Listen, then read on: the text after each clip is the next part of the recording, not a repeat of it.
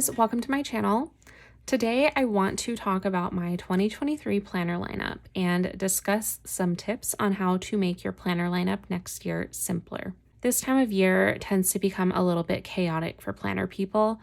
If you've gotten sucked into the online planner community, there tends to be a lot of back and forth about which planner is the most functional, or which one will be the most aesthetic for your Instagram, or which one has enough space for planning, memory keeping, journaling, tracking, finances, work, everything under the sun. So this year I decided to slim down my priorities. So what I did is when I think of my actual planner, I think of two main things. Number one is making sure that I don't forget upcoming appointments and deadlines. And number two is making sure that I keep on top of upcoming events and any special weeks at my son's school. That's it. That's all I really think about that I absolutely have to have in my planner, and that actually has to get written down so that I don't forget it or that it doesn't get lost in the chaos of daily life. All of the other things, like memory keeping, journaling, tracking, I don't necessarily do all of those things at the same cadence year round.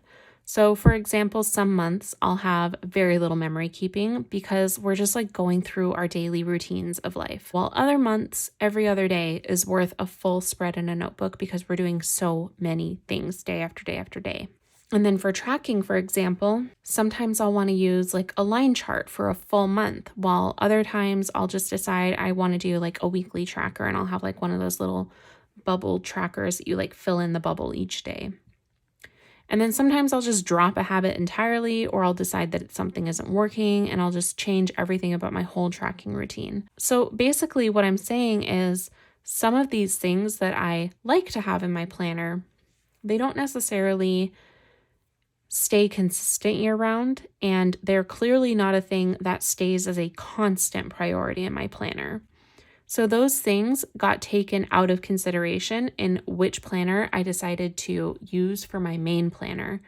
And I decided I'm only going to focus on those two main priorities for my planner, which is, like I said, keeping on top of appointments and deadlines, and then keeping on top of upcoming events and special weeks at my son's school. Those are the things that got taken into consideration in my planner. So that leads me to my main planner, my Hobonichi Weeks. So this shouldn't come as a surprise to anybody. My Hobonichi Weeks was basically my main planner last year as well. I just didn't really make it like a conscious decision to make it my main planner, but it kind of evolved into that over time. And so that is a large part of why it is my main planner moving into 2023. So the main thing that I need in my planner that the Hobonichi Weeks does for me, it gives me my monthly calendar so that I can keep track of events or weeks for my son's school. Like for example, it was Spirit Week this week for daycare. But it also lets me keep on top of upcoming appointments and important events like my husband's birthday. Then I have the weekly view, which gives me more detail on keeping on top of those events, appointments, deadlines, etc. All of that stuff gets taken care of in my Hobonichi Weeks. Now, there are plenty of other planners that could do this exact same thing, and that is kind of the whole point.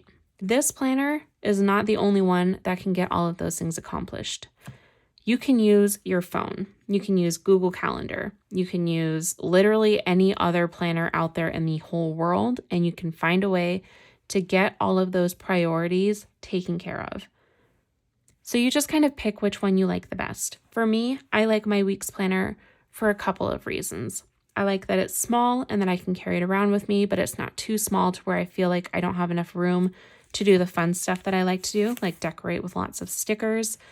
And I have a ton of covers that I collected for it. That shouldn't be the main reason why, but the reason I collected a lot of covers for it was because I already liked it and I liked the size. So it kind of became like a self-fulfilling cycle. So that is why I personally chose this as my main planner.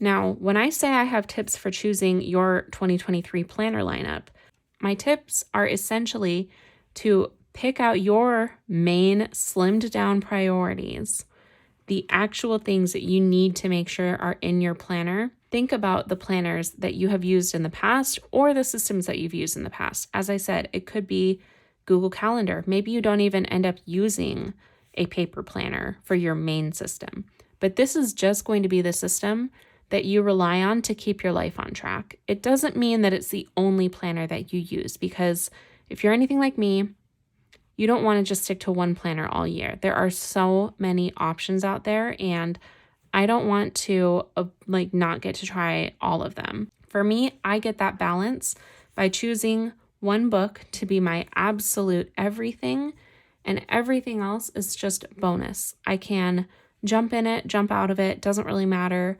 Ideally undated, that way it's not that big of a deal if I abandon it after like 3 weeks, because I can just go back to it sometime in the future.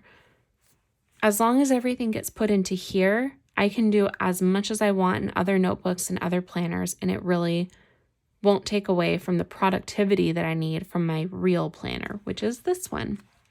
So once you've identified your main planner, it might not even be your absolute favorite planner that you've ever used. It might just be some old reliable one that you always end up coming back to. Once you've picked that one, you say, okay, I've got everything that I want in this planner. Now what do you want to do? Do you also want to try some other things? You should start trying them. That's what I'm going to do. So I've got my monthly notebooks. This one was September and October in one book. I am doing another book in November, which I have semi set up. I haven't fully set it up yet, which is a shame because we are in November already, but I've just not had a chance to really sit down and do it. But that is why this is not my main system, because I know myself. I don't always make time for my fun creative projects, even though I have a lot of fun with them. I just sometimes lose track of getting this done in time. And that is why this is not my main system, as much as I love it. So for October and November, I had a lot of fun putting this together. For September and October, I did daily planning in here. I did weekly planning. I did a food log. I did memory keeping and journaling. And I also did gratitude for my husband, and I did memories and gratitude for just life in general. And I had a reading tracker, which got abandoned halfway through the month. And I had something else that I was tracking. I had an anxiety workbook that I was tracking, which I almost finished this, but yeah. So things are getting changed up a little bit in November, just from things that I did and didn't like from this notebook. So this won't be identical to this setup, but I am going to work on this probably tonight. But those are my monthly notebooks. I also have my December notebook picked out and standing by. I decided to go with a B6 Stalogy in red for December because it'll be Christmas. I've got some stickers set aside to decorate the cover, and I'm really looking forward to this notebook. But that is my fun project. So I have a video showing how I set this one up, and it explains it a little bit more in depth, what the purpose of this notebook was and how I ended up using it for the rest of those 2 months. Like I said, November will be similar but not identical. So these monthly notebooks are almost like a companion to my main planner, in that they have all of the other things that I like to keep track of. I have habit tracking in here. I have some journaling so it can be an outlet. I do like fun planning in here where it looks like really pretty. All of this stuff that I don't necessarily do like the daily planning the same day. Some days I will like do a full week and just catch up on the whole previous week and fill everything in. It's just a fun way to enjoy using my stickers, using my washi, writing a lot, just kind of, I don't know, enjoying having all of the stationery stuff that I own, and that there's not a whole lot of, deep thought behind this. I just really enjoy using it, and it brings me a lot of joy setting it up. So that is the monthly notebook system. That is, like I said, it is in addition to my main planner. It does not ever replace it. And the only reason that I'm able to keep up with this is because I have my main planner that will keep everything on track for the days when I don't feel like I have the energy to keep up with the fun and creativity of these notebooks. So then I also have these undated planners. I have a freely planned in B6 size from Planner Monkey Co. And this one has 12 calendars in the front of the book that are all undated. And then it has a bunch of blank pages in the back. And I also pre-ordered the bigger notebook. So I have this notebook. I don't have a specific purpose for it yet, but I am very excited at the possibilities that a blank undated planner can hold, especially when it's just monthly calendars and all the rest is blank. Could be a great memory keeping book. And then I've also got Sweet Freckle Designs Weekly Diary, which is also undated. And this is a little similar to the Hobonichi Weeks. It's the same size as the weeks. It's got a blank monthly calendar in the front. And then it has blank weeks pages, and this is enough for a full year. And then after you get through all of the weeks pages, let me see where I can get the last one, you get to the notes pages. And then this is 365 days worth of note pages. So you get tons of space to write and plan in here and do whatever you want. And I have been so excited for this since I pre-ordered it. I cannot wait to figure out what I'm going to use this for. Again, this is the joy of having a one notebook system where everything is in here and you have the freedom to jump in and out of things as much as you want. And if something doesn't work, there's no pressure to keep to it because you want to make sure that something stays consistent over time, or you are afraid that you're going to forget things because you keep hopping from one system to the other, trying to figure out which one's going to work.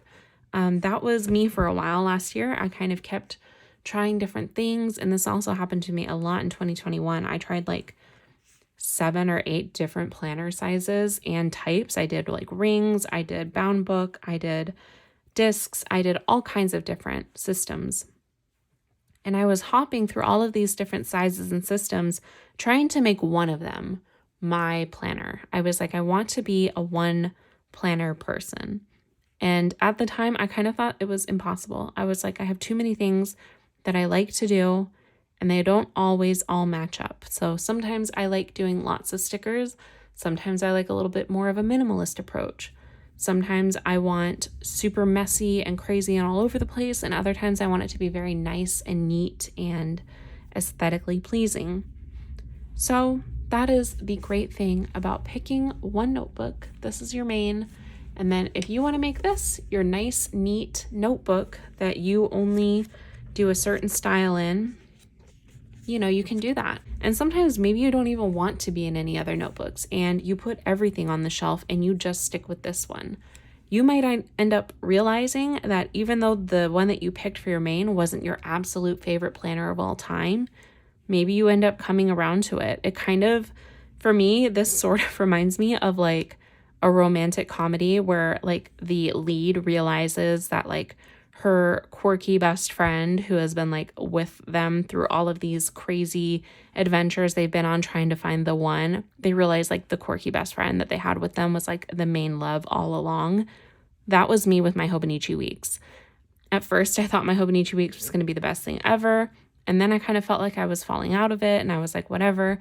But I kept sticking with it for some reason through thick and thin. And here we are again. And honestly, this is the quirky best friend that I realized I needed all along. This is my main planner that I want to keep everything in, that keeps me on track, that keeps everything from slipping through the cracks.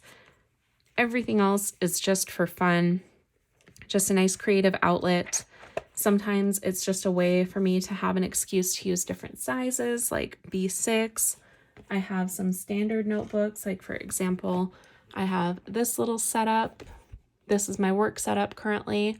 In the future, who knows, maybe I'll decide to use it for like an actual planner. I have rings that I jump into occasionally. This is a personal ring setup that I had going right before Halloween, like around mid-September was when I stopped using it. and I will jump in and out of rings all the time. It's fun to set up sometimes. It's really fun to flip through. But I find that functionally, it's hit or miss for me. It really depends on if I'm in the mood.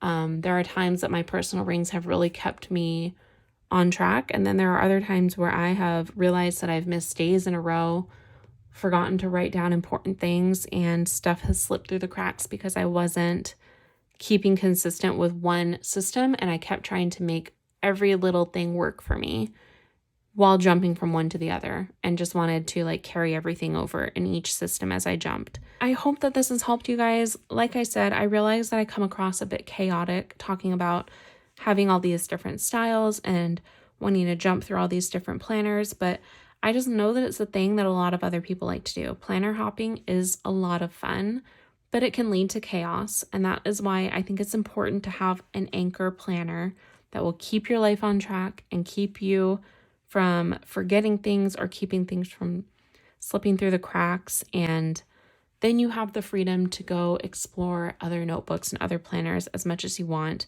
And you just always make sure to keep one of them updated. All of them work as long as you use them. So I hope that this helped and that it gave you guys some ideas about your planner lineup for 2023. If you guys have any questions, please leave them in the comments. If you guys have any good advice for picking notebooks for 2023 or a planner that you just cannot stop gushing about, I want to hear about it. Please let me know in the comments. And if you liked this video, please subscribe. It means a lot to me. Thank you guys for watching. I will see you in the next video.